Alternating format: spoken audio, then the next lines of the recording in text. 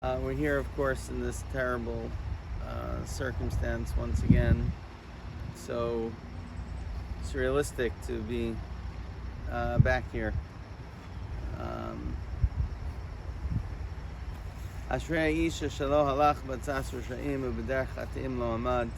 Olchein harishayim kim kamot shetetfenu ruach. Akein lo yikumu rishayim b'mishpat v'chatim l'dat tzadikim.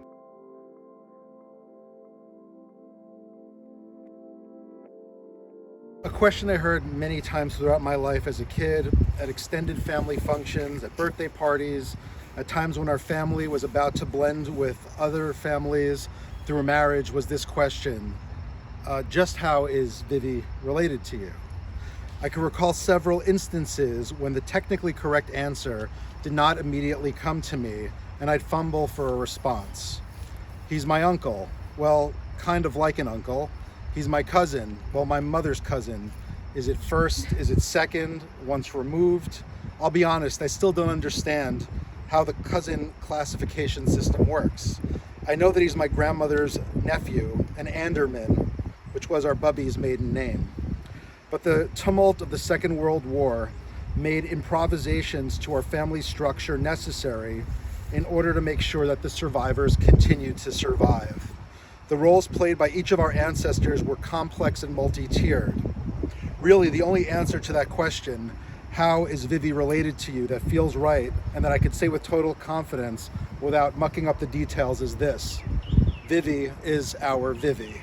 William Wilhelm Vilche Schneier has been a tentpole personality and constant presence in our family from before my earliest memories. Big and strong like the wrestlers we used to watch together on TV and at Madison Square Garden. A quiet, sweet, honest, and reliable jeweler and watch repairman, beloved by the customers he served for decades at the jewelry exchange on the Bowery. A creature of habit who woke up at the crack of dawn to work every day, retired late, smoked his Salem Light cigarettes for decades, refused to eat his vegetables to the very end, and made it to the ripe old age of 90. Vivi was our Vivi, and he was one of a kind. My mother and father raised Anita, Evie, and myself in close proximity to the people who raised them. They were our literal next-door neighbors. On the 17th floor lived our father's mother. On the 13th floor lived our mother's parents and Vivi, who they shared an apartment with. Vivi was a fixture at our Wednesday night dinners at Grandma and Friday night dinners at Bubby's. Vivi was a favorite of ours from the jump. He was like a Yiddish Santa Claus, our candy man, showing up reliably with Kit Kats and juicy fruit gum. He was an avid Sunday daily news reader who always kept the big color comic section for us to read and or fight over. When we went to Bubby and Zaida's, we kids would make ourselves at home in his bedroom, eating our dinners on snack tables and watching the shows we wanted to watch on TV. I made myself a bit more at home than I should have when I borrowed a bunch of pocket knives from his drawer and lent them to my friends in 4th grade. Sorry about that, Vivi. That was out of line. Vivi was our weekend transportation to fast food lunches, pancake brunches, and nosh fests at the kosher deli. He took us shopping at Corvette, Alexander, and Caldor, and semi-annual trips to Rye Playland. We somehow all managed to pile into his 2-door, vinyl-topped, pea soup green Plymouth Duster back when we didn't need no stinking seatbelts. He sat with us at Torres Chaim Stiebel on the High Holy Days and was always with us for Thanksgiving and Passover, often at Dahlia and David Fenster's in Westchester. By the way, I would be remiss not to mention that it was Jaime and Jeffrey Fenster who first gave William the Vivi nickname before my sisters and I came along, and he was their surrogate uncle / Candyman. Vivi is a person who lost his own family at a very early age, and yet he was never without family from that point forward. He took on the role of proxy for us as we did for him. He was an older brother to my mother, an only child. He was a provider for my grandparents whose health problems and myriad of responsibilities meant they needed lots of help. He played the role of beloved maternal uncle to us kids and a grandfather-like figure to our kids. He was a Swiss Army relative, just like some of the knives I borrowed from his drawer. Sorry again. Vivi didn't have a partner or children of his own, but as he provided loyally for us, we too provided for him. He gave logistical and financial support for our grandparents and continued to be Bubby's companion and roommate for decades after Zaida passed away. After Bubby passed away, my mother continued to provide his meals, and my parents continued to provide him with daily companionship and care. And after our father recently passed away, our mother worked tirelessly with us to find Vivi the best care we could. Mom, the hardships you dealt with while deep in the throes of mourning Dad has been way, way too much. I know how much you love and appreciate Vivi and want to honor that. I hope that you'll be able to find comfort in the fact that you not only lived up to your obligation and living intentions, but that you went above and beyond. As you've pointed out time and again, we have had some good role models, and it is my belief that we are doing those role models proud with the example we are trying to set for those who are coming up behind us. With that in mind, Evie, I cannot tell you how proud I am of the incredible ways you stepped up over and over again for Vivi these past few months. We know it, and he knew it. When it became clear that Vivi's health was failing and that his life was nearing its end, we held round-the-clock vigils in shifts until he breathed his last breath with Anita by his side. I will be forever grateful that I was able to fly out and be there holding his hand the day before he passed, and even more grateful for the time we got to spend with him over these past months and when I was here for Sukkot just a few weeks ago. It brings a smile to my face when I think about Vivi dancing with us during our Cuba night, a mid-pandemic family reunion designed to celebrate our family and our father, or the joy within the sorrow of the Shiva Shabbat Ari and Anita hosted. What is more life-affirming than the Berman boys getting Vivi hyped up? He loved to drum on a table with Binyamin like nobody's business. And just 2 weeks ago, Evie and Ellie hosted a Chol HaMoed Sukkot lunch of Chinese food. Vivi got to eat his favorite fried rice with Jacob and Elizabeth, Rose and Wolf, who collaborated with Vivi on a drawing to decorate his room at the assisted care facility he had recently moved into. Sadly, his stay there was not destined to be the new beginning we had hoped for him.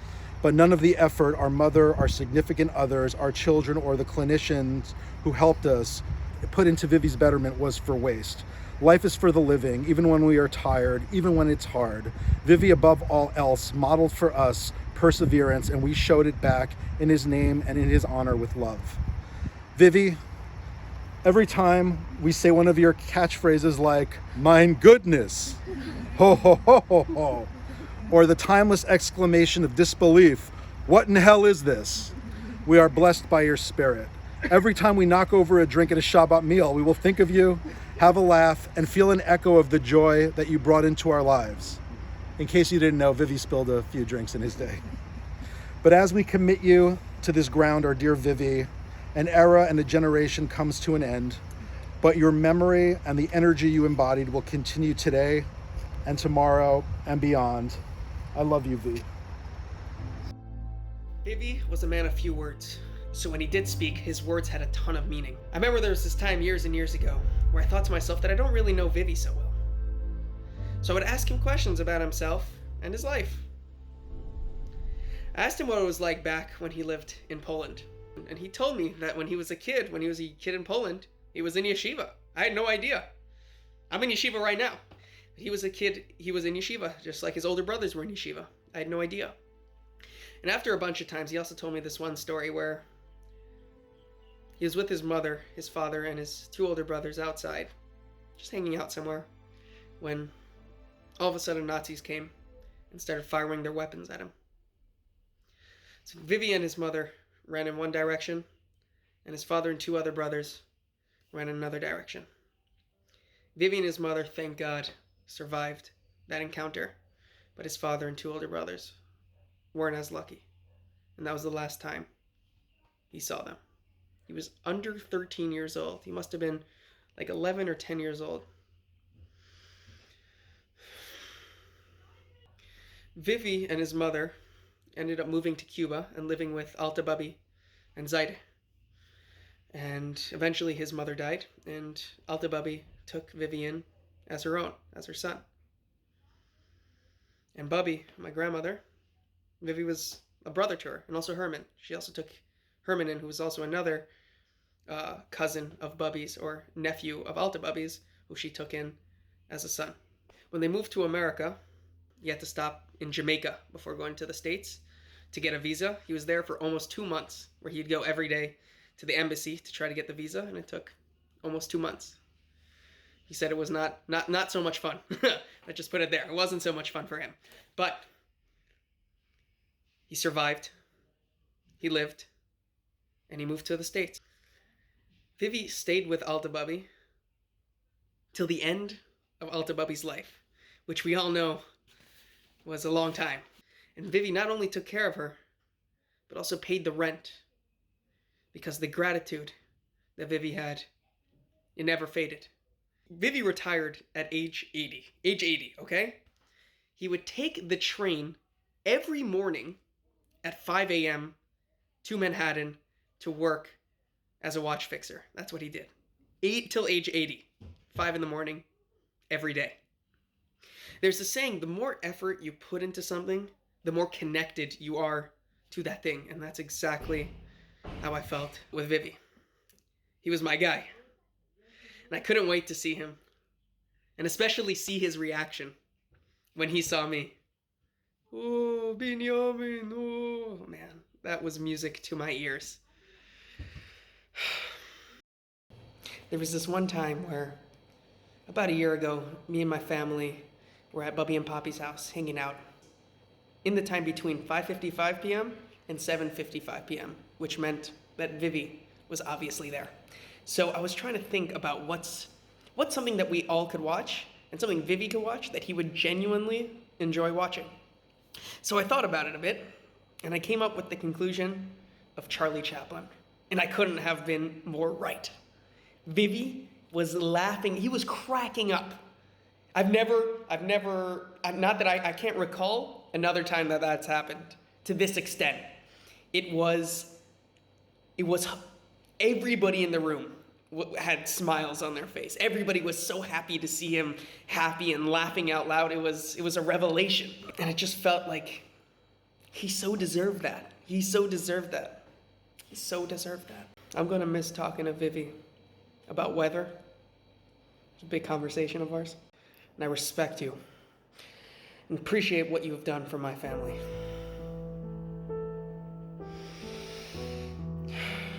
Which is mostly behind the scenes. You know, when I think about Vivi, I think about the pasuk, I think about the verse in the scene in the Torah where Jacob blesses his grandchildren. Hamalach hagoel osimi korah, hu yivarech et hana'arim, v'yikara behem shemi. The Malach, the angel who's the Redeemer, that protected me throughout my life from all harm, from everything bad, you should bless the children. You should call them by my name. Shem Abosai, Abraham v'Yitzchak, and by my parents' names, Abraham v'Yitzchak, the Yigularo b'Kerev Haaretz, and they should be fruitful and prosper. You know, Vivi's life, to me, is somewhat summed up with this phrase, Hamalach HaGoel. His life started at a time where he needed malachim, he needed a goel, he needed angels to protect him and to redeem him and to care for him. He grew up at a time so hard to even imagine what his life was like, growing up pre-war and then during the war, losing his father, coming to Cuba with his mother, the whole family killed by the Nazis. He's there, his mother's there, Alter Babi, Zaida, and then the family of first cousins, who became really the siblings. You know, him and Herman specifically, very close throughout the years. And then the younger sister, Adela Babi, who came and joined the family. And the way that others came, especially Alter Babi and Zaida, to protect him, to be their Malach and the Goel, to be angels, to care for him and to raise him. You know, and the life that he had in Cuba, the Petronata, which was certainly a place of good time spent by many. I know from my chess playing with him that he must have learned there to be an excellent chess player. And the joy that he experienced in life only when Castro came to be the pioneer, to leave Cuba first, to come to America. And there you have a real changing of dynamic, where once he needed the Malach and the Goel, he became a Malach and a Goel. He became an angel, and he became a protector. And he was the one who was there when Alter Babi and Zaida came. He was the one who paid the rent, who worked, who made sure that everyone had a place after they stayed first at Betty, if I remember. And the way that there was this mutual relationship of each person being a malach in the other person's life. Like it became from one being a malach hagol, the other being the malach hagol, to everyone just being an angel to each other. You know, needing each other, there for each other, where there was no gap. There's no, you pay for this, I'll pay for that. There was no gap. You know, and you think about the relationships that he had with everybody in his life. Here was a man, I remember when I came in, I was 17, so it was over 30 years ago. And I came in, I met Vivi, I'm like, what's the relationship here? What is the story? And the way that everyone treated him, and the love, and then the clear love that he felt for each person, it was just so infectious and beautiful, you know, and organic. It was just it was like really part of the nuclear family. It was very special. I know that was true about his relationship with David and Dahlia and with Jeffrey. I know that it's not just the name that was made for him back then, but really that whole kesher, that whole connection that was so profound, that was beyond family. His relationship with, of course, the next generation, his relationship with, I mentioned Herman, with Bubby, and his relationship with Poppy, saying they were like, it wasn't like,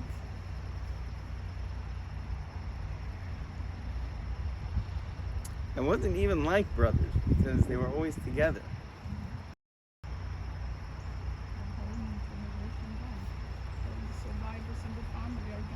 Yeah, all the survivors of the family are gone.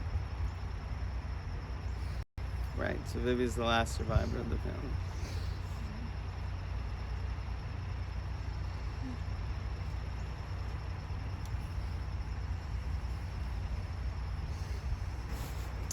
It almost defies words because it's so organic and so heartfelt and so real. And how each of them, Hamalach HaGoel, each of them were just so intertwined in each other's lives.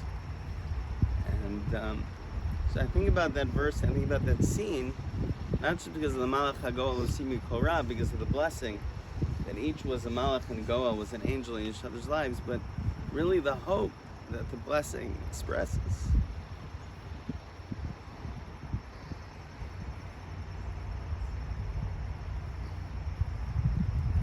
Which is really their greatest hope and joy. It wasn't about that they were taken care of, that they're okay. It was that the Malach HaGoel, he should bless the children. V'karei behem shemi, and call them by, remember our names. Shem Avosai. Remember where they're from. Remember their past. Remember their roots. Remember our family. V'yidgul arov b'kav haaretz, and the key is that they should produce and prosper and then continue, and that as generation is taken from us, the new generations are being filled. You know, and to think about just then in the words that Brian said about, you know, how my kids had such a beautiful relationship with Vivi and how we love them so much and have them singing along with them, and Jacob and Elizabeth was there even at the end meeting. You see the next generations and the filling of the next generations, and so it's really amazing with this family. Like one of my distinct memories, even from just this past Shiva, is Jeffrey coming and spending so much time and having a chance to meet the next generation, and it was just so it's so beautiful and so special, and that was their greatest hope, And they should take all the brachot, everything, all the love that they gave and that they were there for, and continue it. Continue with each other and continue with them. You know, Vivi will certainly be missed, and we'll always remember him and cherish him. Wolf Ben Hirsch, Tehina Shmatot Surah, B'Tzorah Chaim, may your soul be bound, may your soul be bound to the bonds of eternal life.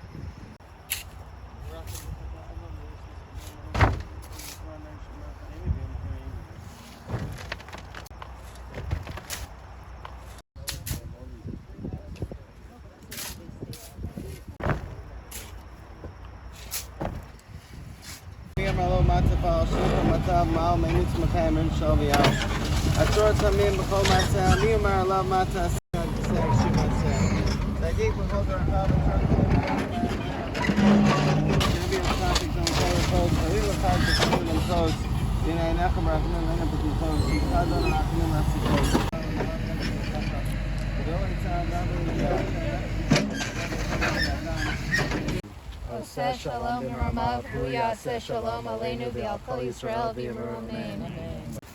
V'malos kedoshim mutarim kuzarik yir mazirim. Es nishmas Wolf Ben Hirsch. Shalach li olamo. Vavor shenachnu mispalim badas karth nishmaso. V'gan eden te'emenu chaso. There are no principal avelim, so we're all principal avelim. And we each wish each other Hamakom menachem etchem b'sof she'evet yom b'Yerushalayim. Hashem should bring us comfort. This concludes the service. Please find your ways to the cars.